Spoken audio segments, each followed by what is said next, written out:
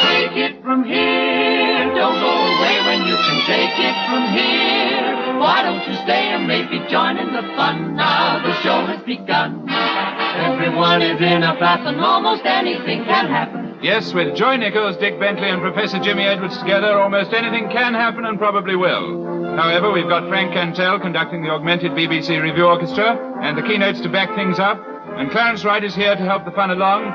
So if you want listening, that's easy on the ear.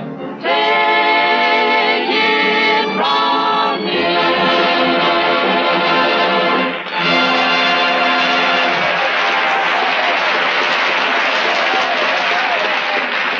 21 today, 21 today, I've got the key. Oh, Bentley, isn't it exciting to think that this is our 21st program? Yes. Just think, 21 weeks ago we were just 2 of 100 unknown comedians. Ah, yes. And now we're the only unknown comedians. It is wonderful, though, Jimmy, to walk down the street nowadays and have complete strangers stop for an encouraging word and a smile. Yes, but all those pennies are spoiling the shape of my hat.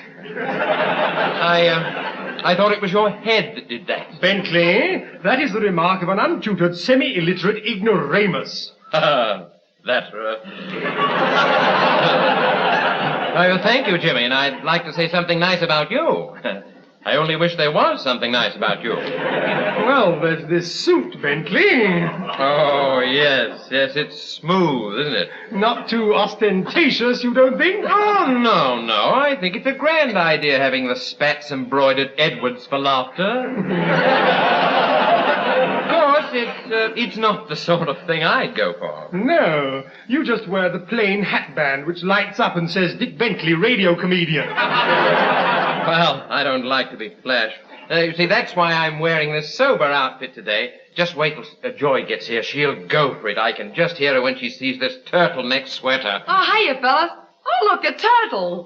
Boy, we've got a lovely telegram from the BBC engineer about our 21st anniversary. Well, read it, Joy. What does it say? It says, TIFE Company, today is your 21st recording. Hope you break the record. If you don't, I will. Oh, isn't that nice? I've got something for him, too. What? Contempt. Oh, excuse me, Miss Nichols. Here's another telegram. Oh, thank you, Alan. Who's it from? I think it's the post office. I recognize the handwriting.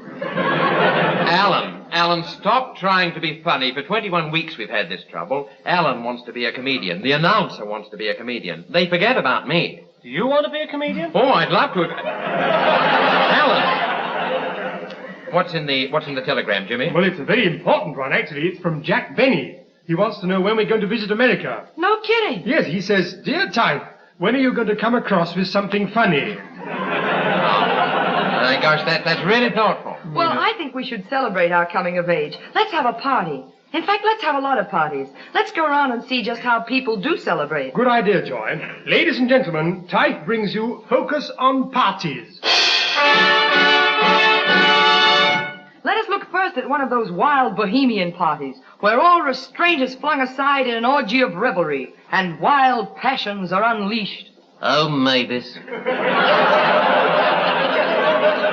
Mavis, do have another prune finger. No, not for me, Tar. If I have one on top of that rhubarb plan, I shall only catch it tonight. Oh, I thought we should never finish that last game of sardines. Such a silly room for that girl to hide in.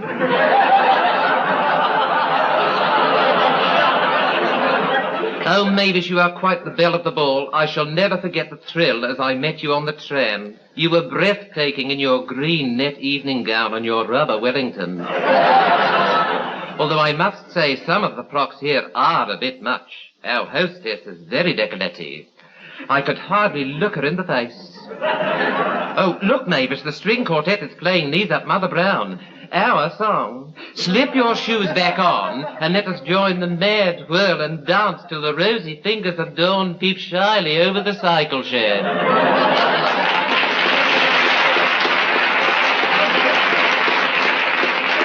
Now let us turn to another kind of party, the anniversary. Darby and Joan, and 25 years of wedded bliss.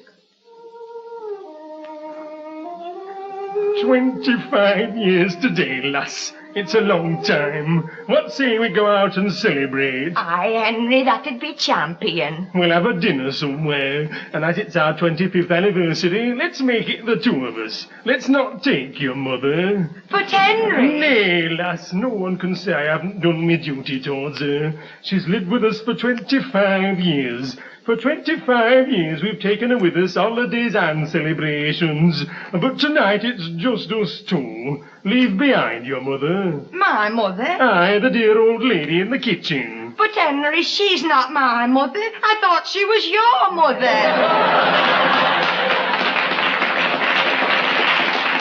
Some people prefer a more intellectual party with organized games. Probably the great favorite is murder. The most interesting part of this game is when all the lights in the house are put on again and the detective questions each suspect. Now, Miss Arundel, what were you doing while the lights were out? Were you alone in the darkness when the scream was heard? Not likely. I was with Gilbert. He's my boyfriend. He's a bit of a scream, too. I mean, did he leave you alone at any time? With the lights out? You don't know Gilbert. He's proper Victor Maturi, he is. Oh, indeed. Would he have noticed if the murderer had walked past? He wouldn't have noticed if the Lord Mayor's show had walked past. One thing at a time, that's Gilbert. Miss Arundel, you appear to have misunderstood the purpose of this game entirely. Believe me, it's a lot of fun the way we play it. Oh, believe me, it's a lot more fun the way we play it.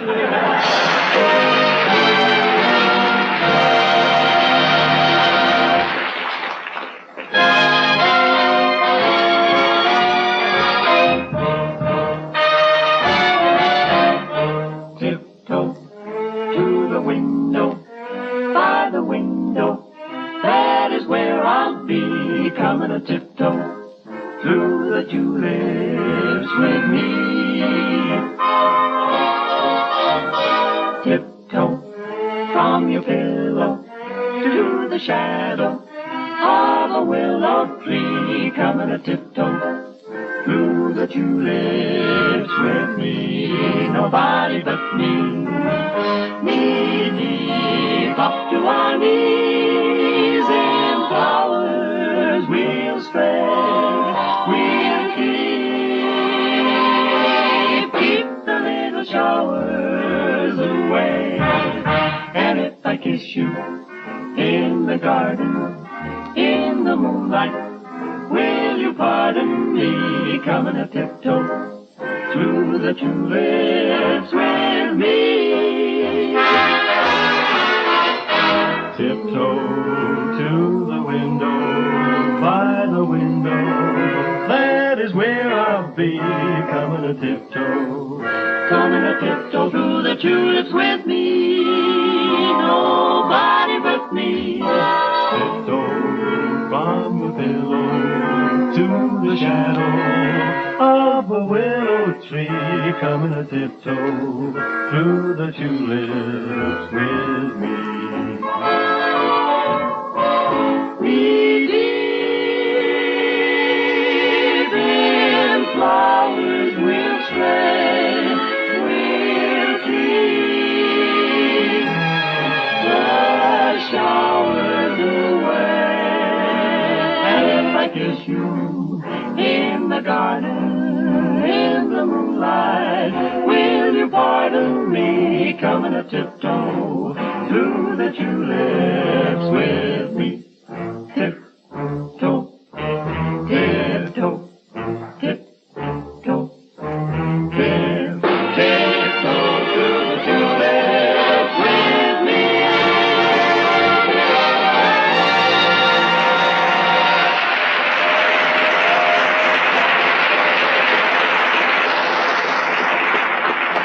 Thank you, Keynotes. That number was part of TIFE's party. When they sang it at the American ambassador's party, it was entitled Tiptoe Through the Tulips. And now it's my turn to sing. La Rue, Bonacalino.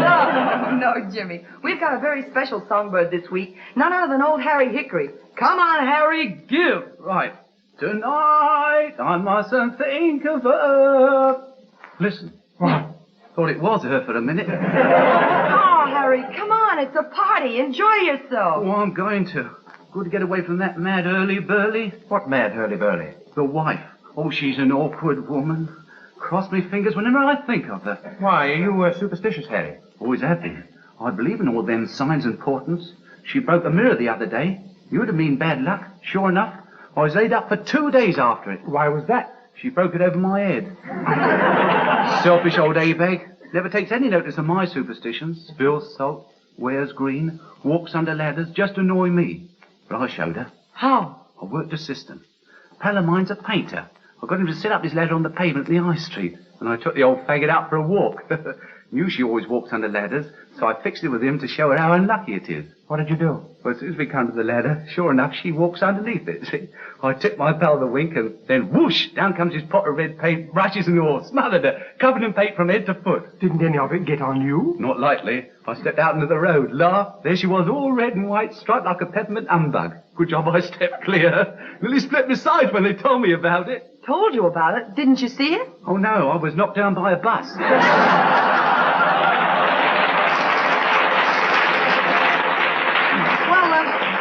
If Harry isn't going to sing, we ought to do a party piece ourselves. Well, Joy, by an extraordinary coincidence, which took 4 days to rehearse, I happen to have an opera on me. Bentley and I wrote it. Opera? What do you two know about opera? Oh, Joy, I've appeared in every opera, from Carmen to Miranda. Yeah. Yes. I appeared in The Ring with Wagner. Only a preliminary bout. Go on. Yes, Joy. I showed this opera to Sir Thomas Beecham, you know, the band leader. And he said to me, "Dead clever, Jim boy, commercial and all." Okay. Well, let's hear this opera. Very well. But first, I must remind the studio audience that this is rather a higher type of work. We must ask for utter silence. And will you please stub out your cigarettes in the receptacles provided? Yes, last week we got nearly 4 packets that way.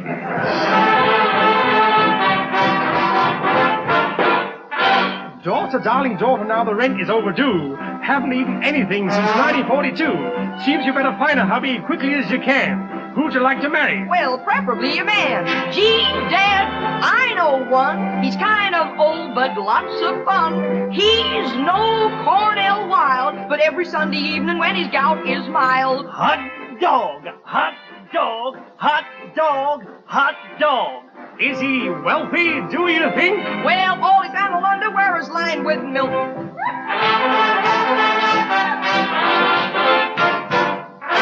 Evening, Farmer Edwards, calling around to say hello. Well, drop the chopper, Papa. It's my Romeo. Hope to be the boyfriend of your little daughter, Joy. At your age, I should think you'd be more friend than boy. Oh, gee, boy, now don't get sore. Just slip out and close the door. Yes, sir. Just let it slam. Everybody knows it's all the man I am. Hot dog, hot dog, hot dog, hot dog.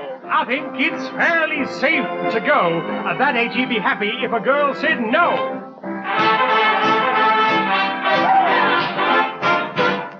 You know we got a mortgage on the family estate. Well, I'll be glad to help you if you'd be my mate. Well, that'll settle Pa, but what you gonna offer me? The best years of my life. I'm only 93. Hey there, what's the score? Well, you got yourself a son-in-law. Yeah, boy. Wish us joy. I never thought my gal would marry nature, boy. Hot dog, hot dog, hot dog, hot dog. Well, that's the opera off our chest. I did the music and Bentley did the rest. But I did the peep that the people like the best. Hot dog, hot dog, hot dog, hot dog. Hot dog.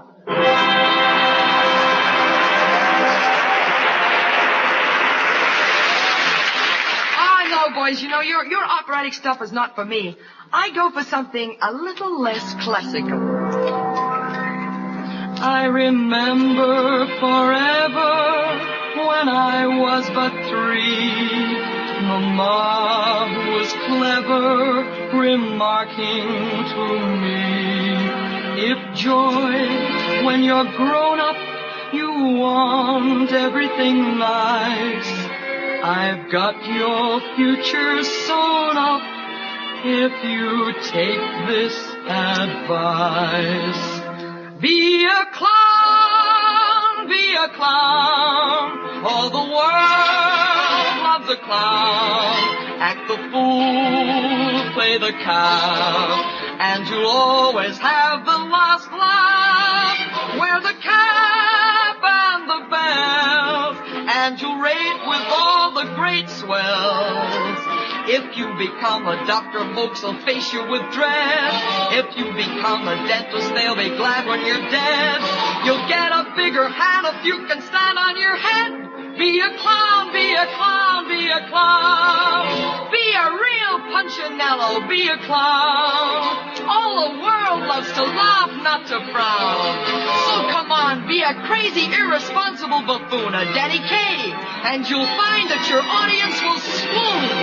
Dress in huge circus clown baggy pants, and you'll ride the road to romance. If you become a palmer, you've the weather to buck. If you become a gambler, you'll be stuck with your luck. But Jack, you'll never lack if you can quack like a duck. Quack, quack, quack, quack, quack, quack, quack, quack, quack, quack, quack, quack, quack. Be a clown, be a clown. All the world loves a clown. Be the poor, silly ass, and you'll always travel first class. Give 'em quips, give 'em fun, and they'll pay to say you're A1. A butcher or a baker ladies never embrace. A barber for a beau would be a social disgrace. But they'll all come to call if you can fall on your face. Be a clown, be a clown, be a clown. Just be a crazy clown.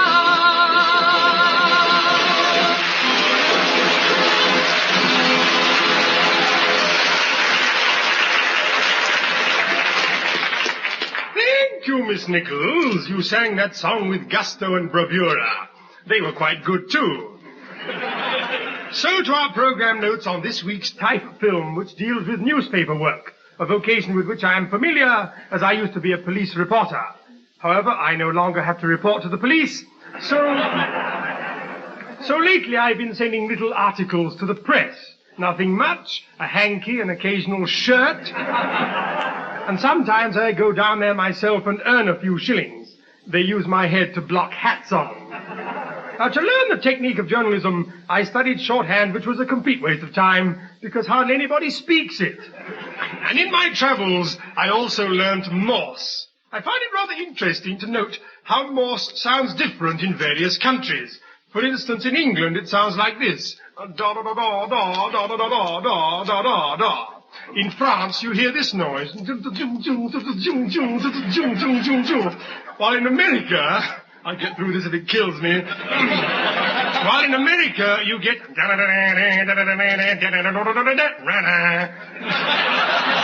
Oh, marvelous, aren't I? That shows you how a rolling stone can gather some moss. However, I was given an executive post on my paper. I became Aunt Penelope.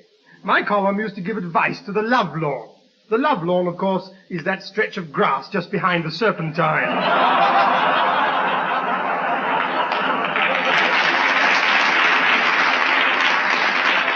Soon the letters came rolling in. They rolled in because they were circular letters. We had some fantastic ones. One girl sent 10 pages of true confessions. Of course, we didn't dare print the stuff. But my editor went all the way to Glasgow to meet her. He came back with quite a story, which, of course, his wife didn't believe for one moment. And so to our overture by the Augmented Review Orchestra under their conductor, Frank Cantell, who comes to us today by arrangement with money. This work is played in 14 movements, shared among the brass, percussion, strings, and woodwind, with the last movement turned up for trumps. Overture, gentlemen, please.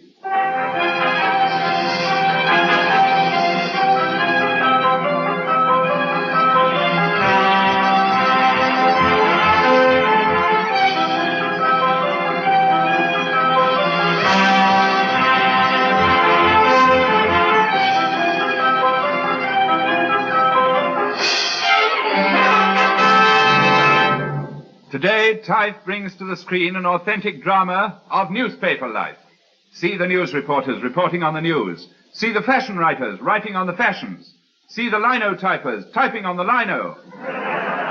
Listen to what one newspaper man said at the premiere. All over the dead and all the way down. Our leading lady is Miss Joy Nichols, who's been in films since she was so high. She made a success in the part of the Chinese maiden so high that she was immediately sent a contract by box. However, she could not get the box open, so she took the femme lead in our film. She plays the smouldering, sultry mystery woman, Doll. You got a match? Light me. I know you newspaper guys. I married one once. It was murder. 4 o'clock every morning found me standing at the front door just waiting for him. I couldn't get to sleep till he came home. He had the front door key. Opposite Miss Nichols, we have Dick Bentley, our new find who's recently risen from obscurity to oblivion. When this role was being cast, all the leading romantic actors came forward in a body. Dick Bentley was the only one who came forward without a body. He plays the ambitious chief reporter, Ace. Gee, doll, I love you, honey. I love your jam, too. But I love your honey more. Gee, doll, I'm ambitious. I ain't always going to be just a reporter, doll. I'm saving, doll. Someday, doll, I'm going to buy a paper, doll, that I can call my own. Co-starring, we have Professor Jimmy Edwards, who's lately been appearing with Dana Andrews and her 2 sisters, Patty and Laverne. He plays the cynical news editor in charge of all cynical news. Here he is, welcoming his press photographers. Greetings, gentle focal gents. Did you get a picture of the little girl presenting a bouquet to James Mason? No, Chief. As soon as the little girl got near, she lowered her head, butted James Mason in the stomach, kicked him in the teeth, pulled out a 6-shooter, mowed down his cats, and disappeared up Fifth Avenue singing the Red Flag. Oh, it's a pity. That bouquet would have made an interesting story. So to our film. This was shot in the new semi-documentary style, which is so realistic. You can almost smell the flowers. The same applies to the acting. Ladies and gentlemen, we present Late Night Final, or... All the news, the dead, and all the way down. We'd been very busy at the newspaper office. I hadn't been home to my wife for some time. Then one day, I was sitting in the press room, wearing my dark green eye shade. I have dark green eyes. When suddenly, something broke. Stop the presses! Stop the presses! What's the matter, Chief? I've got my foot caught in page 6. Ah, that's better. Keep 'em rolling, son. Let me look at a copy. Why, the news is exactly the same as yesterday's. Chief, you're looking at yesterday's paper. Well, I missed Jane. What's happened to my chief reporter, Ace Bentley? Someone at the door, Chief. Probably the radio critic. No, Collie always knocks. Come in. Ah, Bentley. Chief, I got something here that's really hot. What is it? Cup of coffee. Tell you, Chief, I ain't eaten for hours. I've been out on a really tough assignment, Chief, but to me it was just a pullover. You mean a pushover? No, a pullover. I covered Lana Turner. Swell story, Chief. Oh, swell story, Chief. Make a good headline. Make a good headline. We can use it today. We can use it today. Who the heck's that? Just a copy boy. Well, that'll do for the front page. Now, what have we got to follow page 3? Page 4. It's worth trying. But we want a big sensation. Has anything come through from the agencies? What does the ticker tape say? Just ticker. Can't use that. No. Wait, here's a story. Old man Groin has died and left $20,000 to a beautiful blonde he used to know. Slim, cute dimples, and a winsome smile. Say, if we could find that blonde. What a story. Easier said than done, looking for a beautiful unknown. There's 2 million people in this city. You don't think I can just go to the door like this, open it like this, and find a beautiful blonde all waiting to say... Got a match? Light me. Gee, a beautiful blonde. Come in, honey, you're cute. What's on your mind? I know what's on mine. You guys run this newspaper? We certainly do, ma'am. Monday to Saturday, we bring you all the news that's fit to print. What about the news that isn't fit to print? That comes out on Sunday.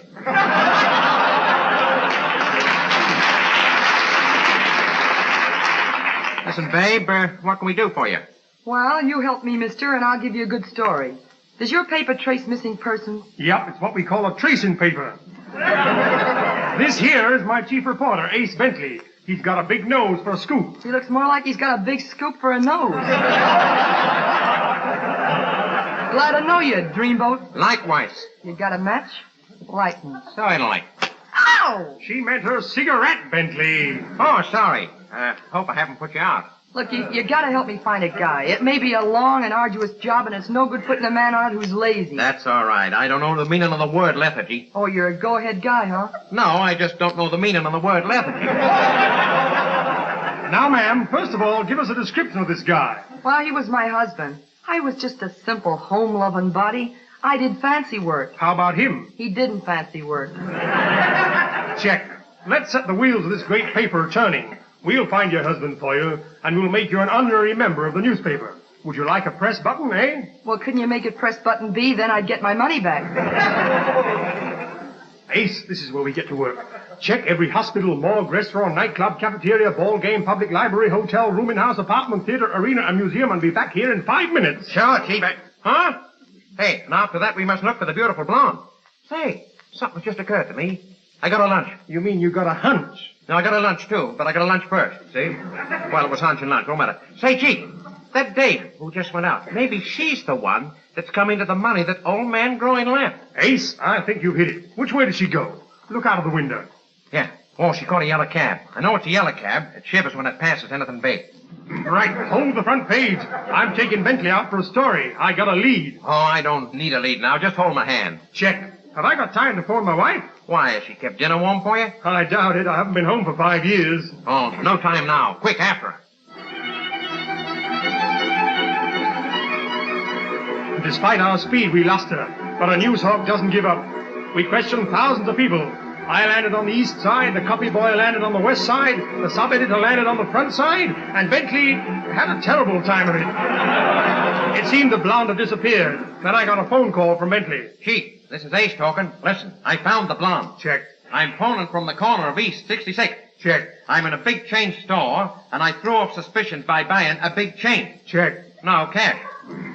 Come right over, Chief. We'll make the story before the late night final.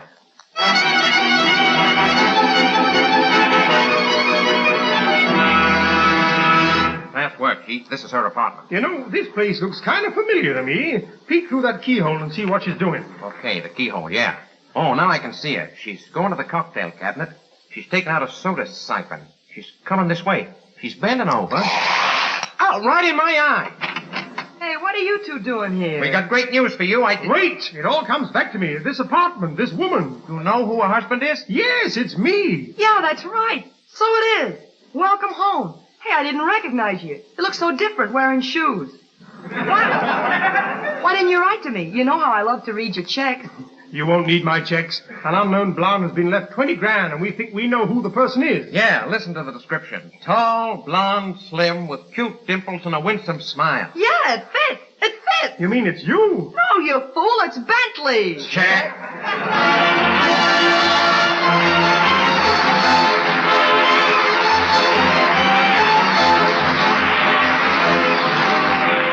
The augmented BBC Review Orchestra, conducted by Frank Cantel, brings our show to a close. Those involved were Joy Nichols, Dick Bentley, and Professor Jimmy Edwards, ably supported by Clarence Wright, Alan Dean, and the keynotes.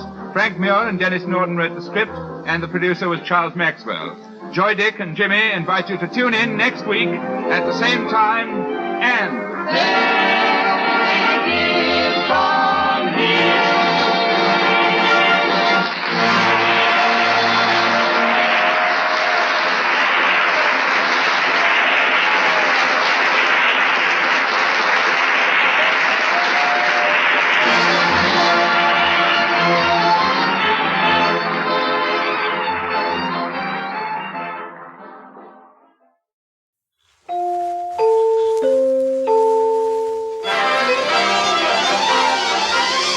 Take it from here, don't go away when you can take it from here. Why don't you stay and maybe join in the fun? Now the show has begun. Everyone is in a flap and almost anything can happen. Yes, with Joy Nichols, Dick Bentley, and Professor Jimmy Edwards together, Almost anything can happen and probably will. However, we've got Frank Cantel conducting the augmented BBC Review Orchestra and the keynotes to back things up, and Clarence Wright is here to help the fun along. So if you want listening, that's easy on the air. Take it from here.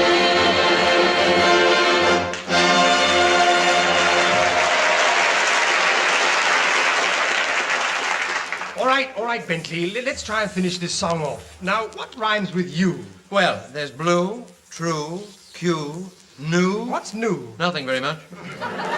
What's new with you? Oh, gently, Bentley. Oh. Now, true's the word I want. All come true. There, now that's the last line done. What do you say we sing them through, eh? Okay. So come and meet me In the nightmare alley, and make my nightmares all come true. Thank you. And now the saber dance by Ketchaturian. Hey, wait a minute. Where did you two dig that song up? Well, we're writing it, Joy. As a matter of fact, we're trying to get the number placed in a big musical show, but there's been some trouble with the chorus. Yes, we walked into their room by mistake. But how long have you two been writing songs? Oh, we only write them on the side. And it's pretty uncomfortable writing songs on your side. Oh, you mean it's a kind of a hobby? Oh, yes, but we've had some big successes, you know. You know Cole Porter's song, What Is This Thing Called Love? Well, I wrote a sequel dedicated to Bentley entitled What Is This Thing? Oh, so you're in the Cole Porter class, huh? Oh, Joy, I used to go round with Cole quite a lot. Then they took my horse away. Well, who'd have thought this is what you two did in your spare time? I thought you spent all your leisure hours chasing after girls. Well, I like that. I'm pretty fond of it, too. Well, Dick, I was only asking because it occurred to me we ought to start the show this week by finding out how some people do spend their leisure time. A very sound scheme, Joy. Let's go to it. Ladies and gentlemen, TIFE presents Focus on Leisure. Millions of people spend their leisure greyhound racing. Let's listen to two enthusiasts discussing their favorite sport. How'd you get on Saturday? Did me lot. Not a winner.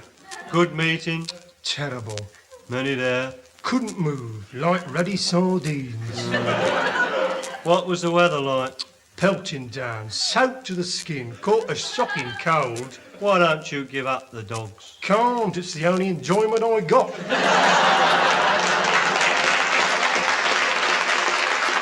However, when one is young, leisure time is time for romance. In this glorious summer, what more idyllic picture than a boy and girl in a punt beneath the shady willows of a slow-moving stream? Nature boy, a strange enchanted nature boy. Oh, maybe this is just...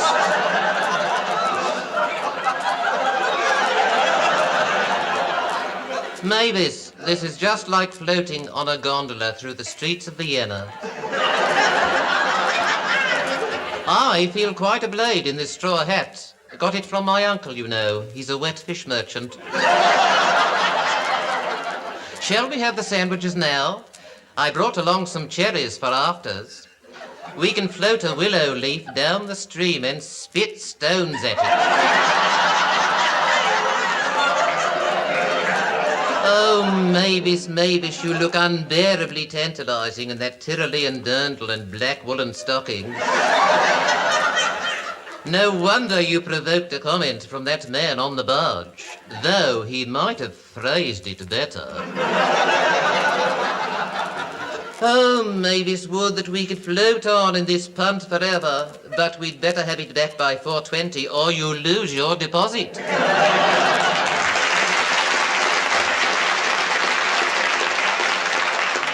How does the busy office worker spend those precious hours away from work? TIFE's Observer went down in the city to record this interview with a typical white-collar girl. Miss Arundel, could you tell us what you generally do on your evenings off? I take it there's a sport you're interested in? Oh, yes. His name's Gilbert. He's my boyfriend. He's very tall and dark and with a quiff. Indeed. Well, how do you and Gilbert employ your leisure? Does he come round to your home after work? Oh, I don't think it's work he comes round after. Well, how does he spend his leisure? I'm interested in his favourite pastime. I bet you are. You men are all alike.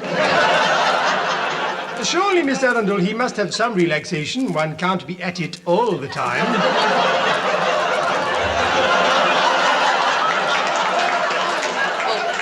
That's just what I keep telling him. There's a time and a place. But surely you'll find some way of making the time pass. Well, that depends if Mum's in. But then your mother is interested in the little things you do in the evening. Oh, she's more than interested. She's dead nosy. She keeps bursting into the room, making out like she wants an apple. Miss Arundel, it's obvious we're at cross purposes. All work and no play makes Jack a dull boy. You may understand work, but you don't know much about leisure. Well, you may understand Jack, but you don't know much about Gilbert.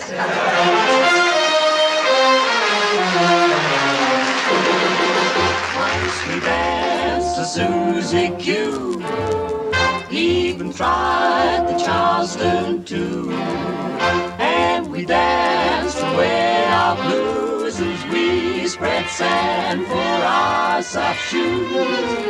Then we met a guy one day. Said his name was Danny Kaye.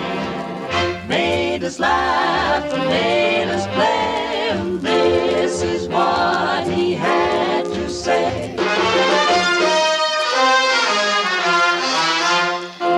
First you put your two knees close up tight. You sway him to the left, then you sway him to the right. Step around the floor kind of nice and light. Then you twist around and twist around with all your might. Stretch your loving arms straight out in space. You do the eagle rock with such style and grace. Swing your foot way around, then you bring it back. That's what we call ballin' the jack.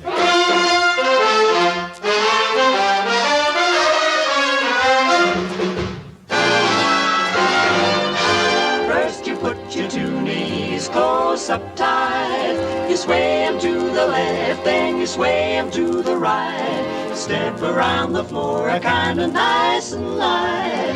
Twist around with all your might. Stretch your loving arms straight out in space. You do the eagle rock with such style and grace. Swing your foot way around, then you bring it back. That's what we call ballin' the jack. That's what we call ballin' the jack. Yes, that's what we call ballin' the jack.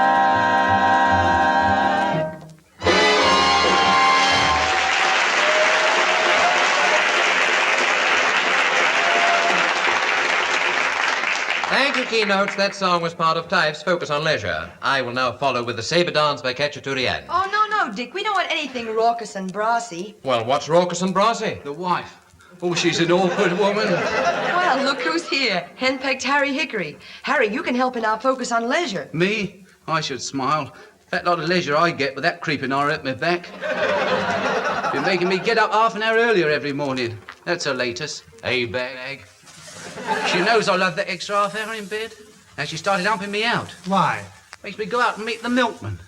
I told her the other morning I did. I said, that's not a man's job. I said, let the milkman come here. I said, you should be going out meeting him. I said, that's my last word. I said, and I stamped out of the house. Where did you go? Met the milkman. Oh, if I had her now, I'd show her. I'd tell her. I'd bend her ears back. Listen. What? Thought it was her for a minute.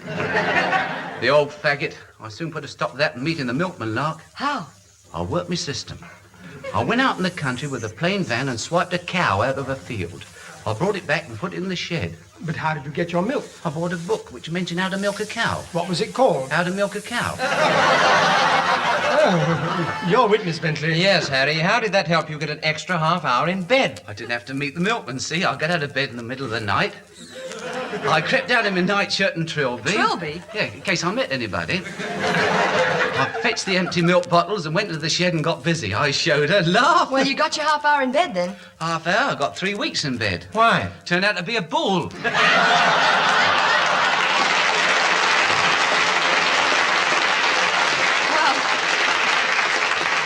Oh, Well, he wasn't much help. Let's pick somebody out of the audience and see how he spends his leisure. Oh, good idea. You, sir, would you mind coming to the microphone? I do not mind coming to the microphone. And what is your name? Seth O'Croy. You said your name is Seth O'Croy? That is my name. Do you have much leisure? Sometimes I have much leisure, sometimes I do not have much leisure. Do you spend it outdoors? I do not spend it outdoors. It's never spent outdoors. I do not spend it outdoors. Does that mean you've got plenty of money? I have got plenty of money. Is it money you've saved? It is not money I've saved. Then where did you get it? I won it on Michael Miles' yes-no quiz. Oh, Miss Nichols, while you're on the subject of leisure, I spend all my spare time on amateur dramatics. Why, Alan, I never knew you were an actor. Oh, yes, Miss Nichols, I love acting. I once saw Mr. Bentley when I was a little boy, and I got bitten by the bug. Yes, Bentley often played in that type of theatre.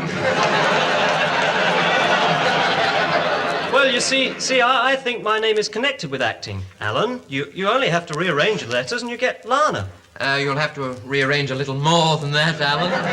Well, I brought along one of the plays we did last week. It's got a very big part for me. I was wondering if you three would play the supporting characters. Well, we'd be glad to, Alan. What's your play called? The second Mrs. Fraser. I'm the lawyer, you three are the husband, wife, and lover. The second act starts with a chord from the orchestra. Have you any questions you would like to ask the correspondent, Mr. Fraser? Yes, Lord Fanshawe, what were you doing in my wife's boudoir at 3 o'clock this morning? No, that is irrelevant. We must trace the case back. Lord Fanshawe, when did you first meet Mrs. Fraser? I was waiting for a tram. There was a whole queue of us there. I shall never forget you, Angela. What was it you were wearing? Try to keep to the subject, me lord. Mr. Fraser, Mrs. Fraser, you state your husband took away all your effects. Did he leave you nothing? Oh, just a tiger skin rug and an old pair of cricket pads. No, Angela, what about the ring I gave you? You took it off your third finger left hand and wore it somewhere else. Mrs. Fraser tells me she had to sell it to pay the blackmailer. Did he make you pay heavily, Mrs. Fraser? Yes, through the nose. That's how I became entangled with Richard. It's all your fault, Quentin. You were so insanely violent. At Lady Bird's party, you threw something at me. Mr. Fraser was there. Any witness to the scene between you and your wife? Only one of the charwomen. I only wish it had been somebody who carried more weight. This cur, Lord Fanshawe, had a bad reputation. He's been kicked out of the house by many husbands. Why is it? Why? We're digressing. There is still the question of the missing pearls. Lord Fanshawe, why did you keep the boot of your car locked? Why was it locked? Because I have a Sorbo rubber seat that fits the boot exactly. You're lying, Lord Fanshawe, and what's more, I don't... No, wait a minute, Dean. Honestly, you're hopeless. The play's all right, but your acting is terrible. I suggest we do the whole thing again without you. Oh, no, Professor. I get better and better. Out, Dean. No, but, Professor, I can do much better. Out, really... boy, out, I say. Oh, all right, but you'll be sorry. Righto, chaps, come on, let's remove Dean's part from the script entirely. Good idea. Get a pencil and take out all Alan's lines, every one of them. Now, let's start again. It was your first speech, Jimmy. Righto. Lord Fanshawe, what were you doing in my wife's boudoir at 3 o'clock this morning? I was waiting for a tram. There was a whole queue of us. I shall never forget you, Angela. What was it you were wearing? Just a tiger skin rug and an old pair of cricket pads. No, Angela, no. What about that ring I gave you? You took it off your third finger left hand and wore it somewhere else. Yes, through the nose. That's how I became entangled with Richard. It's your own fault, Quentin. You were so insanely violent. At Lady Bird's party, you threw something at me. Only one of the charwomen. I only wish it had been somebody who carried more weight. This cur, Lord Fanshawe, has a bad reputation. He's been kicked out of the house by many a husband. Why is this? Why? Because I have a Sorbo rubber seat that fits the boot exactly.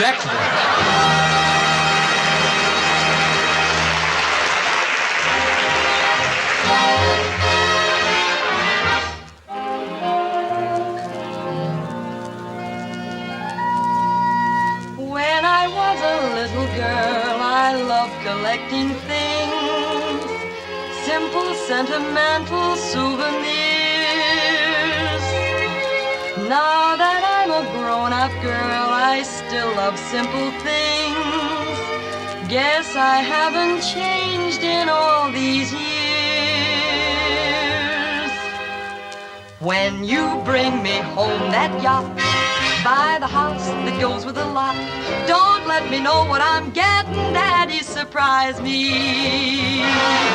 When you're driving into town, bring the furs that go with the gown. Don't tell me I'm getting sable, Daddy, surprise me. I could suggest that you buy me the best, or baby may leave you flat. I could hint that you get me the mint, but I'd never do a thing like that. So when you want my eyes to shine, get the gold that goes with the mine. Don't tell me I'm worth $1 million, Daddy, surprise me. When we dine on caviar, Daddy, buy the club that goes with a bar. But don't tell me who gets the business, Daddy, surprise me, I just love surprises. When you're at the racing course, buy me the track that goes with a horse. Don't tell me I picked a winner, Daddy, surprise me. They say to give is the right way to live, and I will agree because I believe that you're bound to receive just as long as there's a Santa Claus, that's you. So if you're in the mood to splash, buy the bank that goes with the cash. Don't let me lose any interest, Daddy, surprise me. Daddy, surprise me.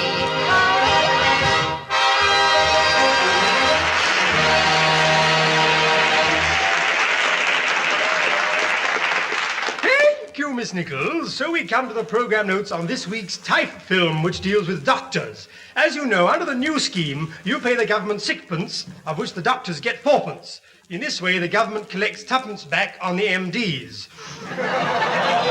But as a matter of fact, my doctor's a very good man. He's a complete and absolute teetotaler, known in the profession as a dry doc. He advised me to go away somewhere to a place where there are no crowds. So I went to one of Bentley's Sunday concerts. Actually, Bentley hasn't been himself lately, which is a great improvement. I took him with me on a visit to my doctor, and I asked the doctor if he'd examine Bentley after me. He replied, well, I'll see you inhale first, which I thought was very rude, actually. He sent Bentley to the hospital and treated him with a new wonder drug. It was one belonging to the sulfanilamide family, but they were away on holiday, so it was all right. Every other day I went along to the hospital to cheer Bentley up. I took him some magazines and left him with a few encouraging words like, better not start any serial stories. The next time I visited him, he wasn't in the ward. He had a temperature of 105, so they put him in the cellar and he heated the whole place. So to our overture, played by Frank Cantell, who used to conduct the pit orchestra in an operating theatre. Mr. Cantell is the man who put itching powder on the seat of the BBC console so as to see Charles smart at the organ. Overture, gentlemen, please.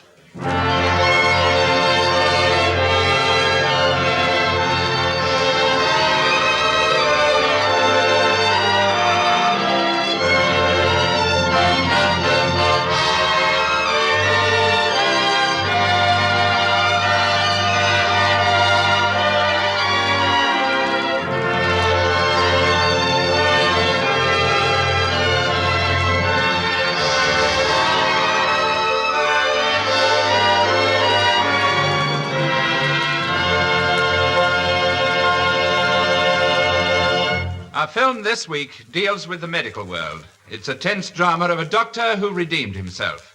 The feminine lead is played by Miss Joy Nichols, who throughout the film used a short stand-in, except on Sundays when she had a long lie-in. She portrays Sister Corney, the doctor's loyal assistant. Doctor, you must come quickly. I've just had a phone message from a patient. Her husband's been lying on his back for the last half hour. Well, that won't do him any harm. Well, it might. He's at the bottom of a lake. This film introduces that promising starlet, Master Richard Bentley. He wins fresh laurels with a sensitive, intelligent portrayal, which proves him to be a brilliant actor of magnificent artistry and outstanding talent. Oh, I could listen to this boy for hours. He plays the gifted concert musician Yehui, who's stricken down with a mysterious malady at the height of his career. You must help me, Doctor. The world must hear my music. In Copenhagen next month, I am billed to play that gay ballad, Les Showers d'April, from Les Jours sans Story. But my music is suffering, my symphony is pathetic, and my concerto gets worse and worse.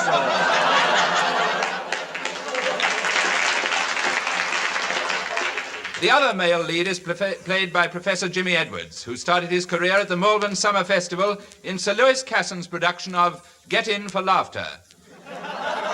He plays the brilliant doctor who feels the world has no more use for him. They say I'm old, but these hands have not lost their cunning. Why, it was only last week I performed a major operation on a kitchen table. The kitchen table got better, too. And so to our film.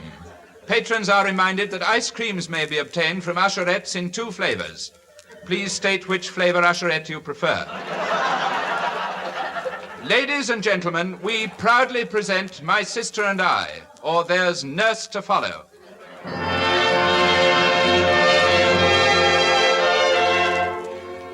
This is the story of the redemption of Dr. Edwards. Once he had been a great surgeon. He was the discoverer of half-penicillin, the poor man's penicillin. That day, he sat in the consulting room with his head in his hands. He put it back on his shoulders and sent for me, and we got to work. Steady now, nurse, steady. Right, cut. Oh, not a success. Shuffle them and we'll cut again. Doctor, you should be curing patients, not playing patients. They say I'm too old after all my years of healing. They say I can't heal anymore. Why, I'm as big a heel as ever I was. They used to pass me all the fracture cases, but not now. All I need is one good break. But you've been so careless lately, Doctor. That last patient, why did you have to leave a portable radio inside him? I wanted to see if Dick Barton could get out of that.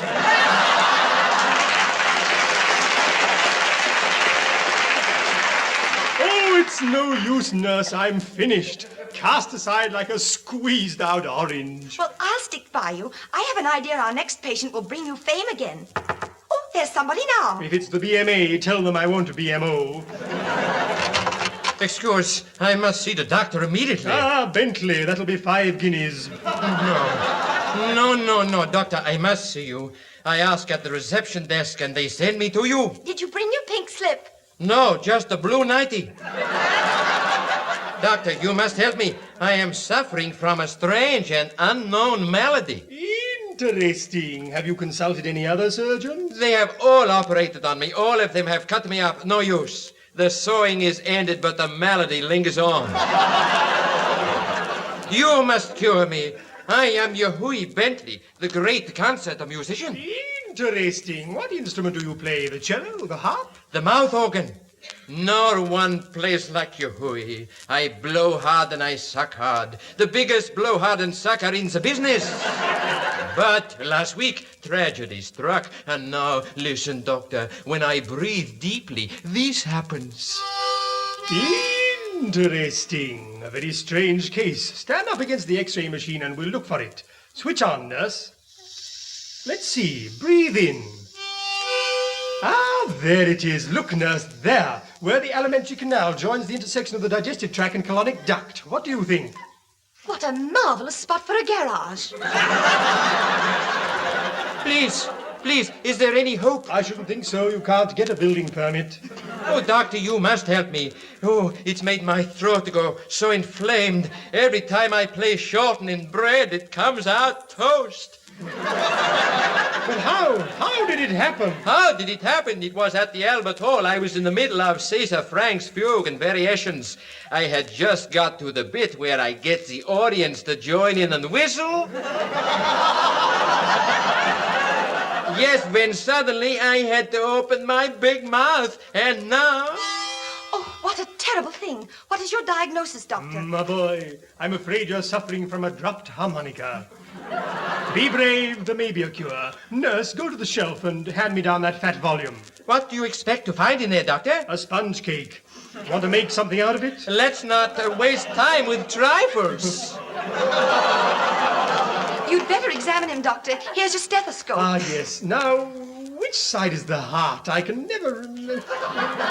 It's not beating at all as far as I can hear. Would it help if I slipped my overcoat off? Oh, silly of me. Help him, nurse. Undo your jacket. Not you, nurse.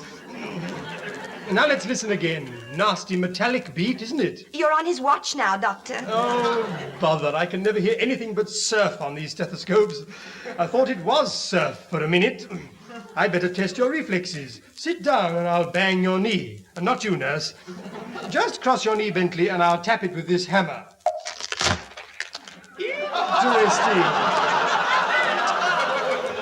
Interesting. You have a fracture there.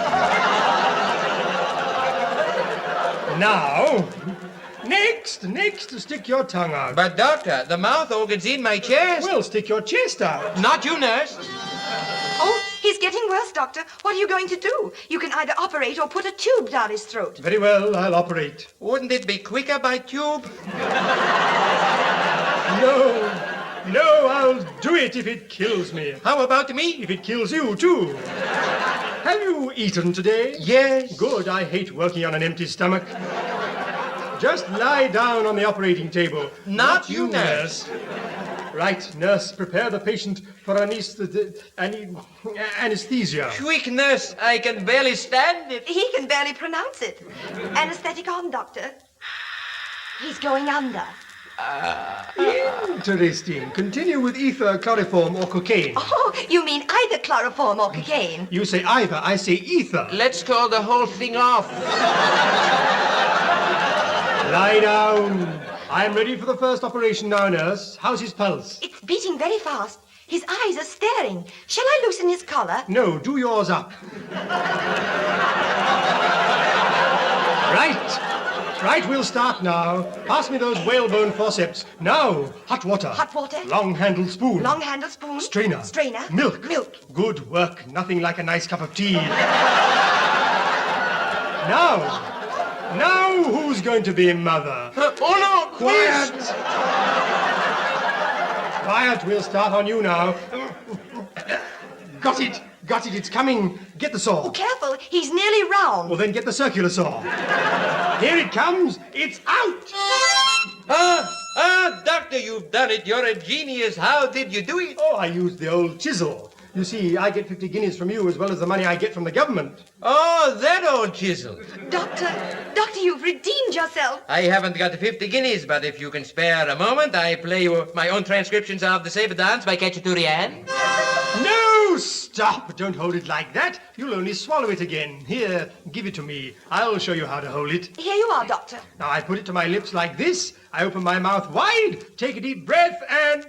Look, Joy, everybody's expecting me to swallow it now. Oh, no, Jimmy. That'd be much too corny a way to finish the play. No, Jimmy, that's not for us, old boy. Jimmy, where's it gone? Where's it gone? Interesting.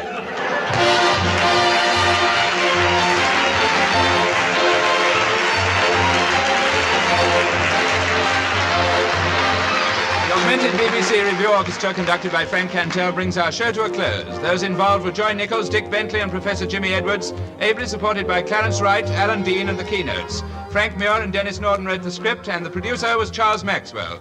Joy, Dick, and Jimmy invite you to tune in next week at the same time and... Take it from here.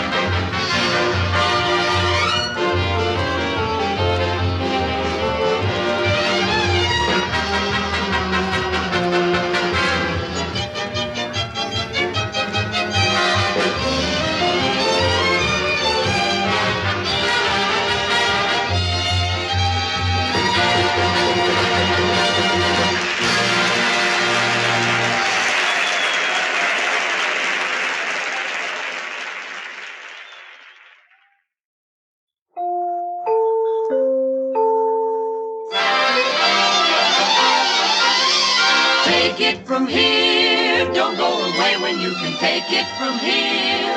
Why don't you stay and maybe join in the fun? Now the show has begun. Everyone is in a flap and almost anything can happen. Yes, with Joy Nichols, Dick Bentley, and Professor Jimmy Edwards together again, almost anything can happen and presumably will. Moreover, we've found Wallace Eaton, Alan Dean, and the keynotes among those present. And Frank Cantell has brought the augmented review orchestra along. So if you've got half an hour that's more or less clear, take it from me.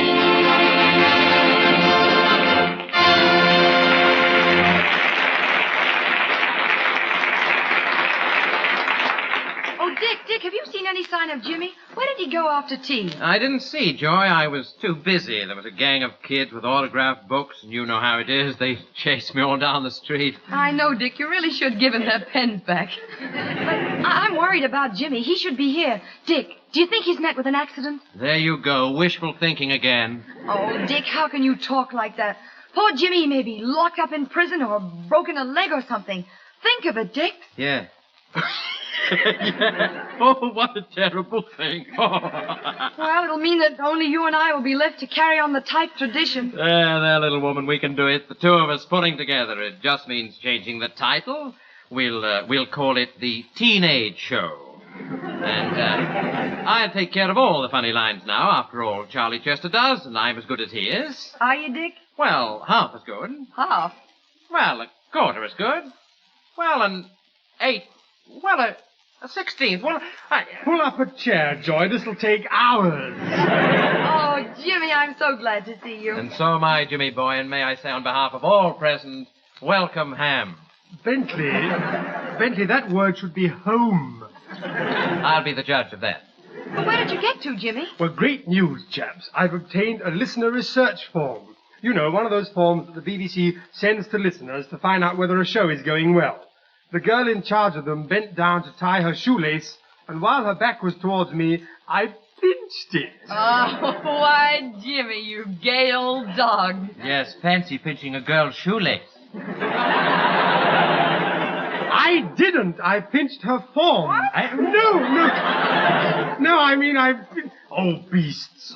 Anyway, here's the form, and if we fill it in, we can make the BBC think we're good. Oh, then perhaps they'll raise our money. Perhaps they'll give us more than 35 a week we're getting now. They might even bring it up to the round £2. Is anybody allowed to fill in these forms? Well, the only stipulation is that you must be able to read and write. Why do they insist that you should be able to read and write? Well, that stops BBC producers filling them in. Now, let's have a look at it. Oh, yes, here's the first question. When listening to Take It From Here, do you get a kind of crackling interference, an annoying drone? Oh, of course, they mean Bentley. Jimmy, they mean atmospherics. I'll be the judge of that. Now, listen to the next question, Joy. Can Bentley last another 10 years? Well, do you think Bentley is good for a decade, old girl? I'm not a decayed old girl. I'll be the judge of that. Doesn't it mention me anywhere, Jimmy? Ah, yes, there is a bit here. That sweet young Australian who has captured every heart. No mention of you, Joy. Sorry about that, kid. And the last question concerns me. For the next series, do you think Jimmy Edwards should be held over? If so, held over what? Hey, Jim, that's my form you got there. Why, it's my protege, Wallace Eaton. Hello, Wall. Did you say this form belongs to you? Yes, that's mine, Jim. I was just bending down to tie up a bootlace when somebody pinched it. You mean you're one of those people who fill out these listener research forms? Yes, I've been doing it for years. Filling them out, posting them off to the BBC every week. Waste of time, really. Haven't had a win yet, not a sausage. Never mind, Wall. You've got a big future in radio under my guidance. I'd like to know why you're taking all this trouble over Wall's career, Jimmy. Well, Jim told me he'd fix me up with a job if I kept quiet about what's behind it.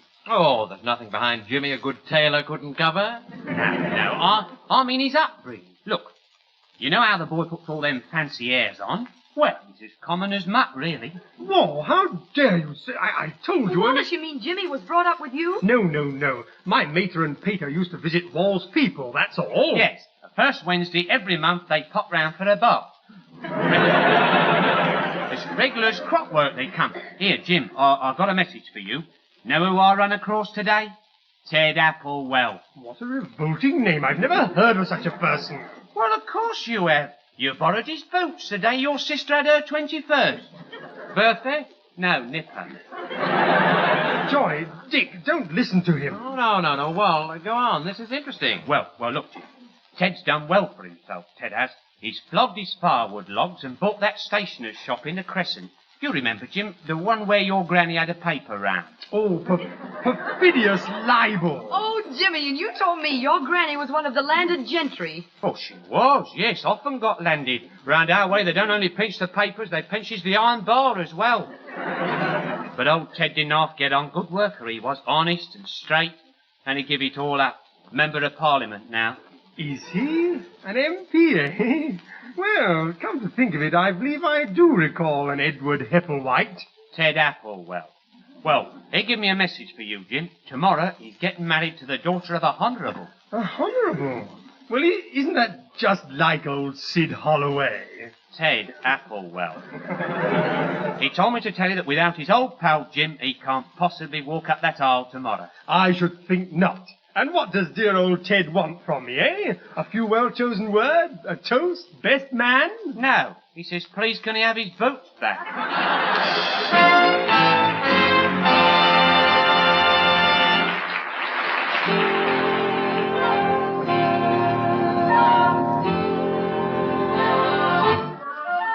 Now, according to definition, affection is a thing that seems to change you from the start. And complexion is a thing, if affection is to blame, that'll act just like a mirror to your heart.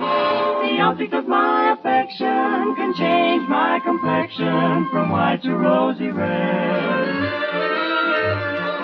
Anytime she holds my hand and tells me that she's mine. There are many girls who can thrill me, and some who can fill me with dreams of happiness. But I know I'll never rest until she says she's mine. Now I'm not afraid that she'll leave me, 'cause she's not the kind to be unfair. but instead I trust her implicitly. She can go where she wants to go, do what she wants to do, I won't care. The object of my affection can change my complexion from white to rosy red. Anytime she holds my hand and tells me that she's mine. I'm not afraid that she'll leave me, 'cause she's not the kind to be unfair. But instead I trust her implicitly. She can go where she wants to go, do what she wants to do, I won't care. The object of my affection can change my complexion from white to rosy red. Anytime she holds my hand and tells me that she's mine. She's mine, yes, she's mine, oh, mine.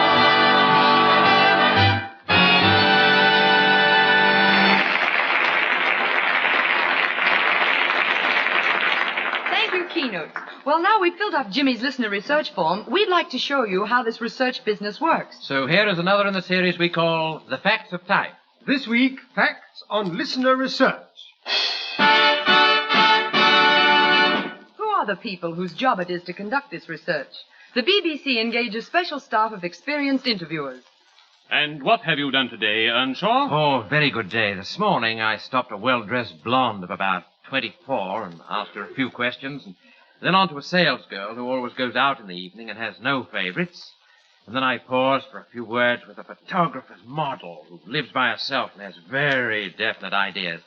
And I finished up with a middle-aged widow who was very keen on late-night stuff. Fine. And how long have you been working on listener research? Oh, that? Oh, I start tomorrow. The replies the BBC received to their questionnaires help to determine which radio shows are the most popular. For example, the following was voted the funniest program of the week. Here, come here. Here, girls. What a week I've had. Now, listen. I've half a mind to have a word with that straighty there. I'm not a kidding you. When I got this week's ration of bacon, I didn't know whether to fry it or shave with it. No, I didn't know. No, I'm proper brassed up. I am now. That was Mr. Quentin Baxter, MP, on the week in Westminster. Now, besides research on programs, the BBC try to ensure that listeners get good reception.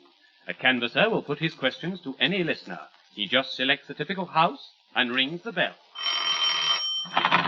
Good morning, Miss Arundel. I am the BBC listener researcher to check up whether you need a suppressor here. What have you got on at the moment? No. I mean, it's Monday evening. Did you get to town with Terry? Oh, no, I only go out with Gilbert. He's my boyfriend. He's like Derek Bond, only not so wavy. He's more smart Yes, quite. Then I take it that this evening you switched on the light? Well, yes, with Gilbert you have to. Oh, he's shocking impulsive, thank goodness. And a nod's as good as a wet... Yes. Yes, good. So this Gilbert listens with you. Does he follow any particular program? Oh, no, just as the mood takes him. Mum calls him old doing what comes naturally. Please, Miss Arundel, what I'm trying to find out is this. Do you get much interference? Only from Mum. She's always bursting in, making out us to put more coal on the fire. Oh, come. Miss Arundel, surely for that you don't want a suppressor. Want a suppressor? Gilbert wants to throttle her.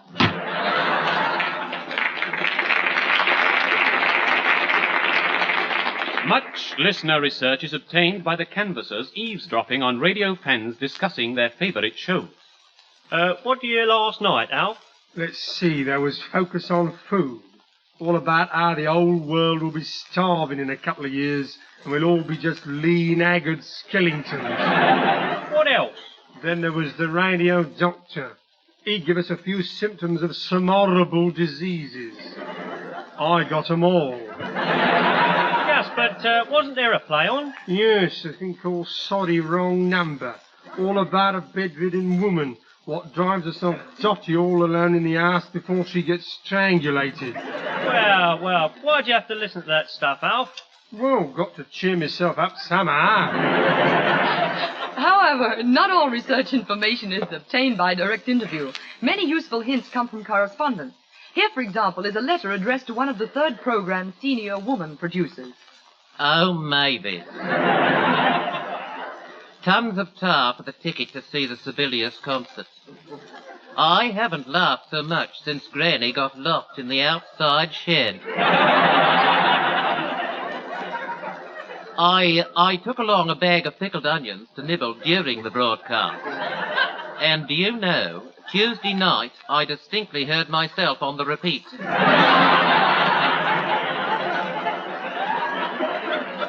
Oh, that piano player who rendered Beethoven, he certainly set my foot tapping. Solomon's, was not it? How proud of him Bruce Woodcock must be.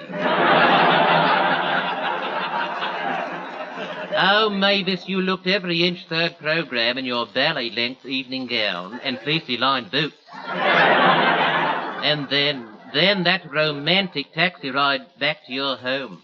There's nothing like the back seat of a taxi when you're in love, is there? Next time I shall come with you.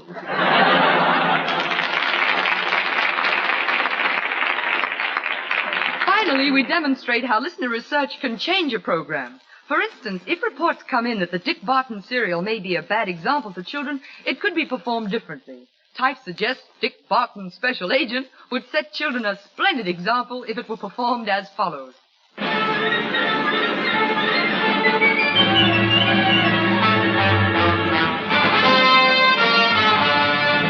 So, Mr. Barton, I have you trapped in this deserted room at the top of the house, which I always go to when Mommy is busy, as doesn't want me getting under her feet.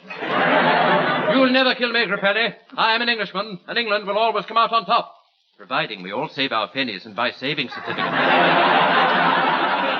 Be careful, sir. There's a deadly viper coiled round your neck, which you never fail to wash first thing in the morning and last thing at night. Watch out, Mr. Barton, he's pointing a gun. It isn't loaded, though, because it's dangerous to play with firearms in sharp-edged tools. I'd come to your help, Governor, but I'm tied up and I just can't get these knots undone. That is because I bite my nails, you see. You haven't a chance, Barton. I put poison in your spinach. And of course, Dick Barton always finishes his green. Your trick failed. While you weren't looking, I spat it out. I know that was rude of me, but I did say pardon first. Stop! Hands up, Grappelli. I've come to the rescue of Dick Barton. I climbed up the drain pipe, changing into my gym suit first, of course. How ripping! But what did you do? But what did you do about that tough sailor guarding the gate? I distracted his attention. How? A beautiful woman can always find a way. Your daddy will tell you all about that later.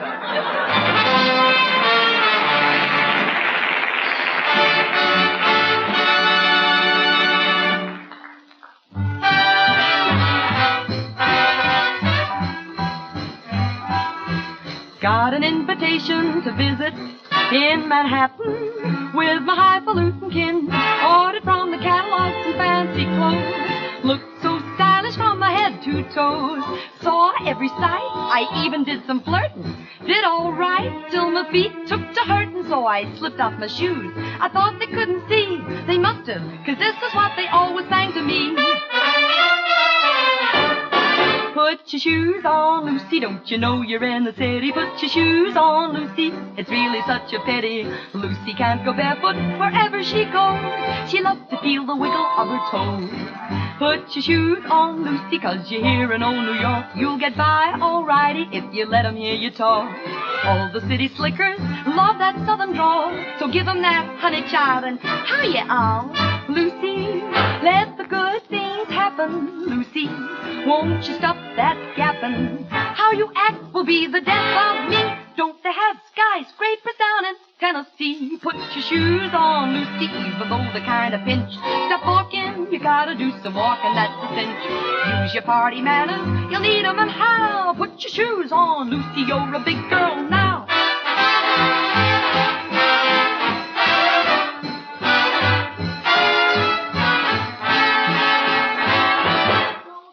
Skyscrapers down in Tennessee. Put your shoes on, Lucy, even though they kind of pinch. Stop walking, you gotta do some walking, that's a cinch. Use your party manners, you'll need 'em and how. Put your shoes on, Lucy, you're a big girl now.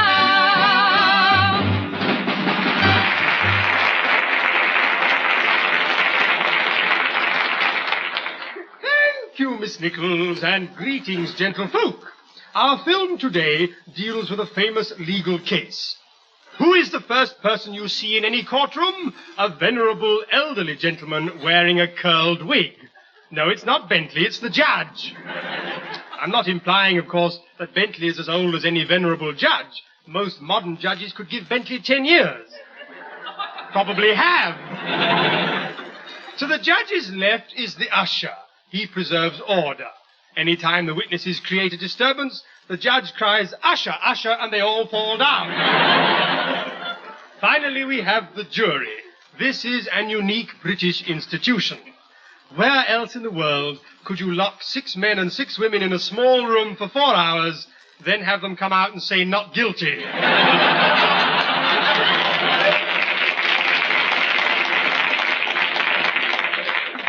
So to our overture. Frank Cantel's orchestra will perform a specially written legal piece entitled Buttons and Bow Street. So overture, gentlemen, please.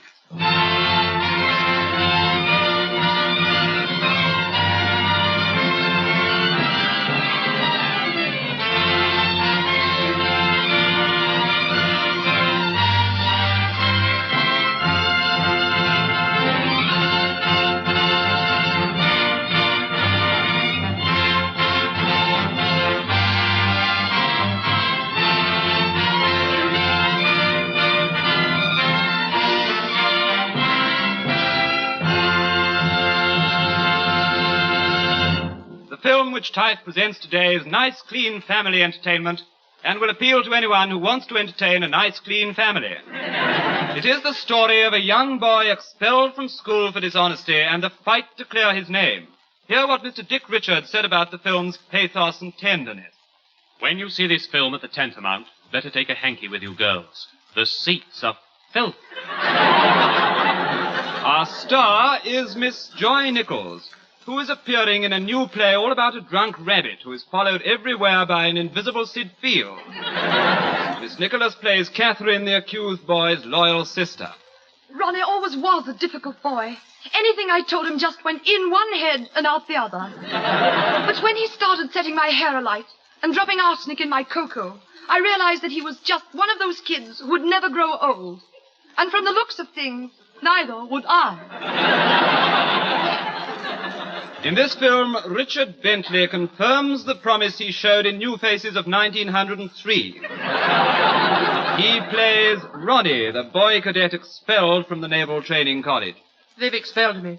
Oh, Sister Kate, I did so love it there. All the other chaps were my age, and I was getting on so well. Oh, Kate, Dartmoor's the best college I've ever been to. But, Ronnie, I told you to go to Dartmouth. Oh, you know, I thought the uniforms were a bit drab. Playing the eminent lawyer, we have Professor Jimmy Edwards, who recently took over the name part in the voice of the turtle. However, the turtle got its voice back, so the professor today portrays Sir Robert, who defends young Ronnie. Let right be done.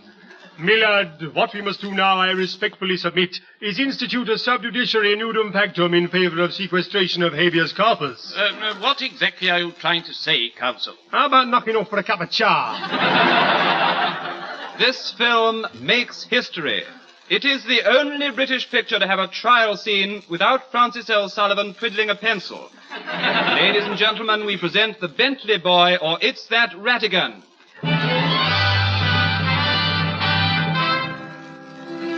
It all began one afternoon in the early 1900s. I was sitting at home in the armchair, embroidering a sampler with an old Victorian motto, never back an odds-on favourite for a place. Suddenly, there came a knocking at the French window. Why, Ronnie, what are you doing out there in the pouring rain? Come straight inside. Silly boy, you should have opened the window first. Oh, Father, it's so good to see you.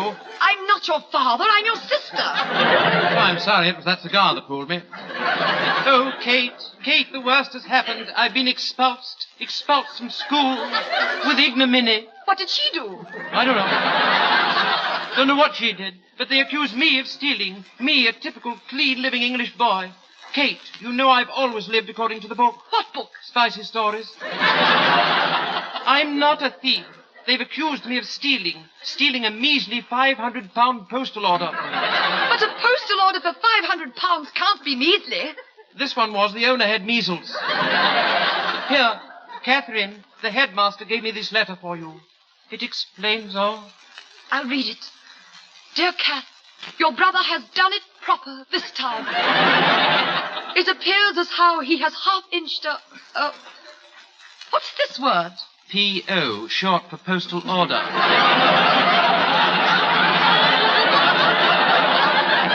Oh, Catherine, you must clear my name. Oh, the shame. I can't look the world in the face. Don't worry, Ronnie. The world feels the same way about you. But I shall fight. I shall take your case to the highest name in the land. Oh, don't let's bother Stuart MacPherson about it. I know. I'll get Sir Robert Edwards. He's the law's greatest advocate. Now, Ronnie, get those wet clothes off. That's right. Now step into this bath. Right. Ronnie, stop looking in the mirror and get into the bath. Next morning, I received the call from this boy's sister, pausing only to call in at my office to collect my refreshers, 2 sherbet dabs and a gobstopper. I hurried off to the Bentley menage. It was a quiet, unpretentious, middle-class home. I pressed the bell.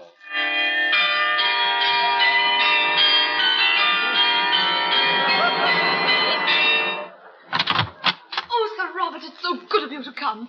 Can I get you something to eat? I have no appetite. Can I get you a drink? I have no thirst. Can I get you a cigarette? I have no holder. Then can I get you a chair? Let's see you get out of that one.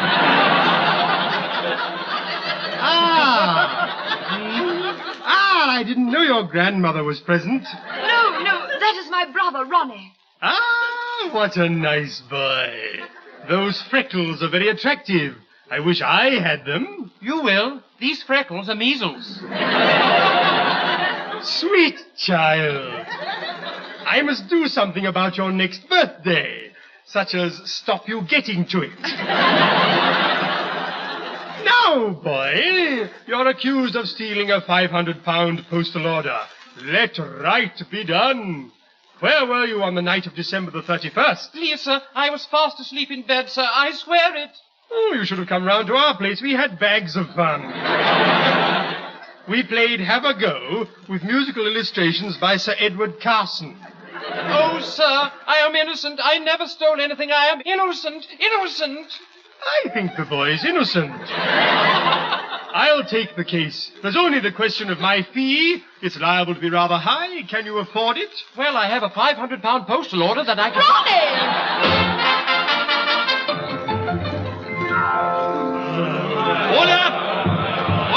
Order in court. Last day's hearing in the case of Ronnie Bentley versus the government. Bentley in white shorts, the government in Gladstone bags. Sir Robert, will you open for the plaintiff from the pavilion end? I see Ronnie Bentley has already taken the stand. Ronnie, bring that stand back. Yeah, keep your thieving hands off. Me lad, I call my first witness, Catherine Bentley. Now, Kath, do you swear to tell the truth, the whole truth, and nothing but the truth? I most certainly do. Oh, in that case, I call my second witness, Ronnie Bentley. Now, Ronnie, you have to plead. How do you plead? Well, you're a miserable pleader, I must say.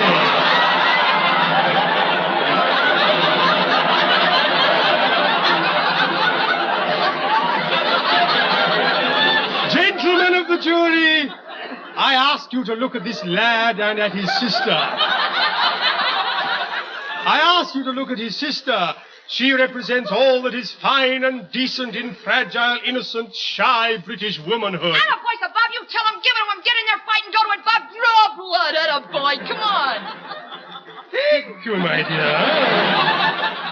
Now, Ronnie, I understand you find school very dull. Yes, and that is exactly what it found me. The headmaster was deeply wrong. I ask the jury to remember that name, Mr. Deeply Wrong. Above all, let right be done. I appeal to all the gentlemen in the jury. You certainly don't appeal to the ladies. I ask you, is this justice? It's just as good a gag as the Gladstone bag one. Thank you, Dick. Thank you. Wait, stop. I can listen to no more of this. It's awful. I confess, I stole the postal order. And who are you? I'm Ronnie's classmate. My name is Wright. In that case, I have no option but to pronounce sentence. Let right be done.